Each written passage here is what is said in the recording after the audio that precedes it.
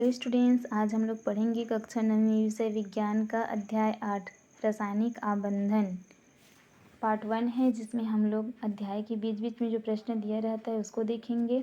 Part 2 में अभ्यास के प्रश्न देखेंगे। चलिए देखते हैं। प्रश्न पहला, पोटेशियम तथा क्लोरीन की परमाणु संख्या क्रमशः 19 तथा 17 है। इनके इलेक्ट्रॉनिक विन्यास लिखिए। उत्तर है इलेक्ट्रॉनिक विन्यास पोटेशियम का 2881, क्लोरीन का 287। दूसरा है, इनके द्वारा अक्रिय गैस विन्यास प्राप्त करने की क्या क्या संभावनाएं हो सकती है। हम जानते हैं कि पोटेशियम परमाणु के कक्ष में 2, एल कक्षक में 8 तथा एम कक्षक में 8 और एन कक्षक में 1 इलेक्ट्रॉन है। पहली संभावना यह हो सकती है कि पोटेशियम कक्षक के 1 इलेक्ट्रॉन को त्याग दें, जिससे उनके के, एल तथा एम कक्ष में क्रमशः 2, 8 तथा 8 इलेक्ट्रॉन रह जाएं। ऐसी स्थिति में यह अक्रिय गैस विन्यास प्राप्त कर लेगा। दूसरी संभावना यह हो सकती है कि पोटेशियम के इलेक्ट्रॉनिक विन्यास ग्रहण करें, जिससे उनके कक्ष में 2, 8, 8 तथा एन कक्ष में 18 इलेक्ट्रॉन हो जाएं। ऐसी स्थिति में वह अक्रिय गैस विन्यास प्राप्त कर लेगा, पर यह संभव नहीं है कि क्लोरीन 17 परमाणु अक्रिय गैस विन्यास प्राप्त करने के लिए क्लोरीन भी 1 इलेक्ट्रॉन ग्रहण या 7 इलेक्ट्रॉन त्याग कर सकता है। यदि Cl 1 इलेक्ट्रॉन ग्रहण करता है, तब उसके कक्ष में 2, 8, 8 इलेक्ट्रॉन हो जाएगा और वह क्लोराइड आयन बनाएगा। यदि वह 7 इलेक्ट्रॉन त्याग करता है, तब उसके के कक्ष में 2, एल कक्ष में 8 इलेक्ट्रॉन हो जाएंगे तथा वह Cl प्लस प्लस आयन बनाएगा। जैसे कि पोटेशियम का 17 इलेक्ट्रॉन ग्रहण करना संभव नहीं है, वैसे ही क्लोरीन के लिए भी Cl प्लस प्लस आयन स्थिति प्राप्त करना कठिन है। तीसरा है, पोटेशियम क्लोराइड में बनने वाले आयनिक बंध इलेक्ट्रॉन बिंदु संरचना चित्र बना करके दर्शाइए। संरचना देखिए। चौथा है, पोटेशियम क्लोराइड में पोटेशियम तथा क्लोराइड आयन पर आवेश क्या होंगे। उत्तर है, पोटेशियम क्लोराइड में पोटेशियम परमाणु 1 इलेक्ट्रॉन त्याग कर के प्लस आयन तथा क्लोरीन परमाणु 1 इलेक्ट्रॉन त्याग करके Cl माइनस आयन बनाता है। प्रश्न दूसरा है, लिथियम की परमाणु संख्या 3 तथा फ्लोरीन की परमाणु संख्या 9 है। इनके बीच बनने वाली बंध को इलेक्ट्रॉन बिंदु संरचना चित्र द्वारा प्रदर्शित कीजिए। चित्र देख लीजिए। ठीक है, संरचना बनी हुई है। प्रश्न तीसरा है, ऑक्सीजन एवं पोटेशियम की संयोजकता कितनी है, समझाइए। उत्तर है, संयोजकता यह बताती है कि किसी तत्व का परमाणु अक्रिय गैस विन्यास प्राप्त करने के लिए इलेक्ट्रॉन को ग्रहण करेगा अथवा त्याग करेगा। यह ग्रहण या त्याग किए गए इलेक्ट्रॉनों की संख्या उस तत्व की संयोजकता कहलाती है। हम जानते हैं कि ऑक्सीजन के कक्ष में तथा एल कक्ष में 6 इलेक्ट्रॉन होते हैं।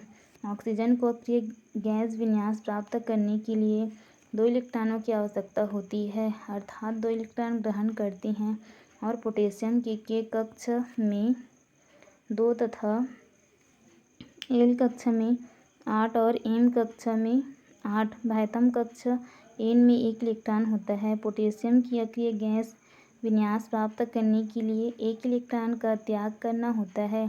इससे स्पष्ट होता है कि ऑक्सीजन की संयोजकता 2 और पोटेशियम की संयोजकता 1 होती है।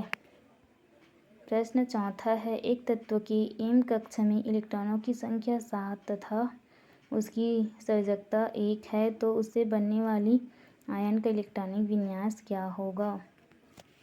उत्तर है, एक तत्व के कक्ष में इलेक्ट्रॉनों की संख्या 7 है तथा उनकी संयोजकता 1 है।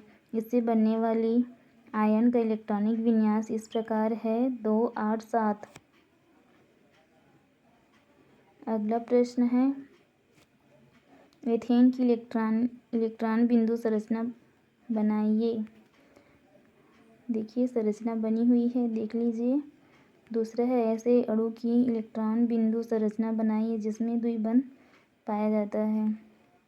इस संरचना को भी देख लीजिएगा, आप लोग भी अच्छे से बना लीजिएगा, ठीक है। प्रश्न तीसरा है, क्लोरीन की परमाणु संख्या 17 है, इसका इलेक्ट्रॉनिक विन्यास लिखिए।